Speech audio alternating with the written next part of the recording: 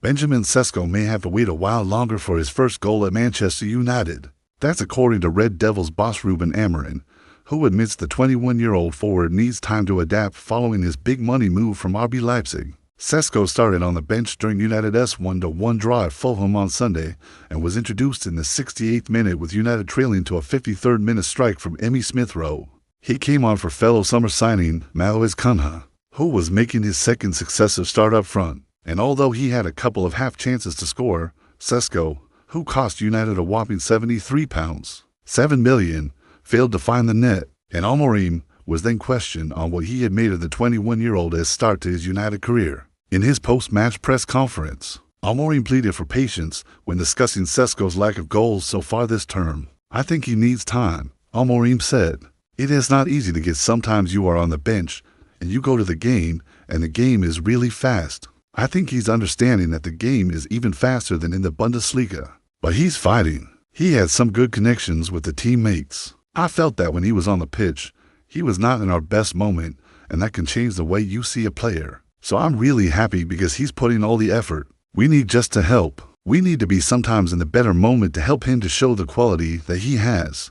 It remains to be seen whether or not Sesko will be handed a start in United's next Premier League outing. His manager clearly likes the look of Cunha up top, with the Brazilian getting the nod in the last two matches. However, it wouldn't be a surprise if the United boss opted to mix things up for the visit of Crystal Palace to Old Trafford next Saturday. What is for sure, though, is that United will face another tough test against Roy Hodgson's side, who are looking dangerous going forward. And Amorim is expecting a tough battle. Crystal Palace is a very organized team, Amorim said. They showed that last season and this season already. They have a new manager, which sometimes can bring new energy to the players. And I'm expecting a tough game. It will be a different game to the ones we played before. United only scored 44 goals last season and netted just once in their opening to Premier League games this term, with that solitary strike coming via Lenny Yoro's header against Fulham on Sunday. The goal was ultimately credited to Rodrigo Muniz, though, as it deflected off the back of the Fulham striker and wrong-footed Marek Roduk in the Fulham goal. Despite United's struggles in front of the goal, Amorim insists he's not worried. He added, "The goals are going to come. We are going to score goals because we are creating so many chances." Although United were second best for large portions against an impressive Fulham side, they can take heart from their performance. They were much improved on their opening day defeat to Arsenal and dominated for large periods at Craven Cottage. Speaking about his side's overall performance, Amorim said, "I think in general terms, it's the different games. In one, we drew 1-1. In the other, we lost 1-0. But no, I forget about last season. I think the feeling is there.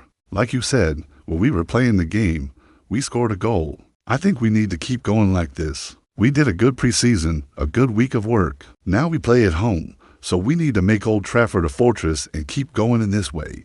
When you are winning, everything is easier. When you don't win, you have more problems. Now we need to keep working. We go to the final third and we are not efficient enough to kill the game. We conceded a goal at the beginning of the second half and that killed us a little bit. But I saw the reaction of the team. It's a completely different team from last season. Yes, we have new players. I feel these players believe in my ideas. When we do the mistakes, they try to correct in the next training session. I think this gives me confidence for the future. I'm really happy with the squad. The boys are doing fantastic. We just need to keep going in this way."